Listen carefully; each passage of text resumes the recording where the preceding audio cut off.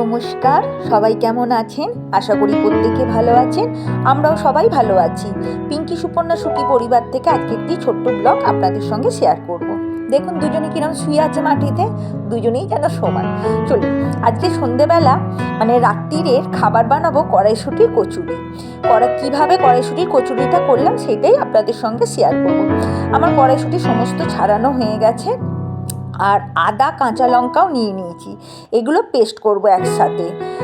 কাঁচা লঙ্কা, আদা আর কড়াইশুঁটি একসাথে সমস্ত কিছু বেটে নেব। আর তার আগে মানে মিক্সির বাটিটা যখন শুকনো ছিল তখন আমি মৌরি আগে ভালো করে গুঁড়িয়ে নিয়েছি।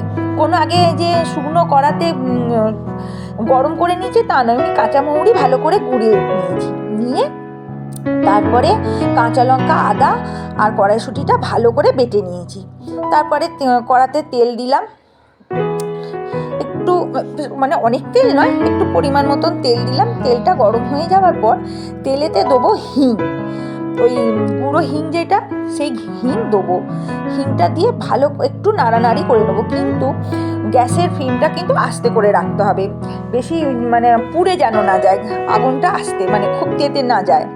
তারপরে একটু নাড়ার পর ওই মৌরি গুঁড়োটা দিয়ে একটু নাড়াচাড়া করে নেবো। অনেক নাড়াচাড়া নয়, অল্প নাড়াচাড়া করে ওই যে, আর তারপরে যেটা বেটে রেখেছিলাম ওই কাঁচা লঙ্কা, আদা, কড়াইশুঁটিটা, ওইটা দিয়ে ভালো করে নাড়ানাড়ি করে নেবো ওই সুন্দর করে। তারপরে পরিমাণ মতো নুন মিষ্টি দেবো, দিয়ে আরও ভালো করে নাড়াচাড়া করব।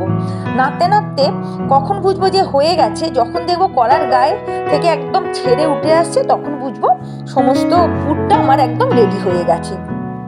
এইভাবে সুন্দর করে নেড়ে নেড়ে এটাকে মানে পুরটা বানালাম। এইভাবে আমি কড়াইশুঁটির পুরটা বানিয়েছি। ব্যাস, আমার এবার পুরটা ভালো সুন্দর ছেড়ে উঠে আসছে, আমার পুরটা বানানো হয়ে গেছে। আর তারপরে তুলে নিলাম। ময়দা মাখাটা দেখাইনি, যেমন নর্মাল ময়দা মাখে, সবাই জানেন ময়দা মাখতে। ময়দাটা মেখে নিয়েছি।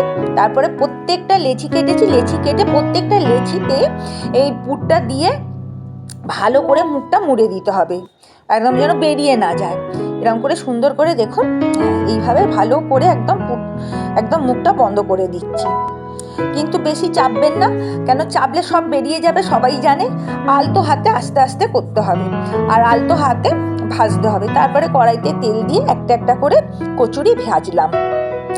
কচুরিগুলো খেতে খুবই সুন্দর হয়েছিল। আমি জানি না আপনারা কে কী করে বানান, একবার এইভাবে বানিয়ে খেয়ে দেখবেন, সত্যিই সুন্দর হয়েছিল। আমাদের বাড়ির প্রত্যেকে বলেছে এবং আমিও বলছি সত্যিই সুন্দর হয়েছিল। একবার আমার মতো করে দেখবেন, ভালো লাগবে। আজকে আমাদের ডিনারে ফুলকো শীতকালের গরম মানে কচুরি হলো। আসলে না সময় পায় না, অন্য বছর এই শীতকালে মানে এরকম সময় একবার ছেড়ে 2-4বার আমাদের বাড়িতে কচুরি হয়ে যায়, কিন্তু এবছর না সময় পাইনি। এই প্রথম আমাদের বাড়িতে এই শীতকালে কড়াইশুঁটির কচুরিটা হলো। এবার সমস্ত কিছু করে মামুনিকে আগে খেতে দেবো, সবাইকেই দেবো, মামুনিকে আগে দেবো। ইচ্ছা ছিল কড়াইশুঁটির কচুরির সঙ্গে বেশ শুকনো করে কষা আলুর দম করবো, কিন্তু ভাই বললো আলু চচ্চড়ি বানাতে, তাই আলু চচ্চড়ি বানিয়েছি। আগে মামুনিকে দিয়ে দিলাম গরম গরম, তারপরে এদিকে ভাইকে দিয়েছি, সুপর্ণাকে দিয়েছি। ভাইও বললো খুব সুন্দর হয়েছে, সুপর্ণাও বললো খুব সুন্দর হয়েছে, ভালো হয়েছে। এইভাবে রান্না করলাম।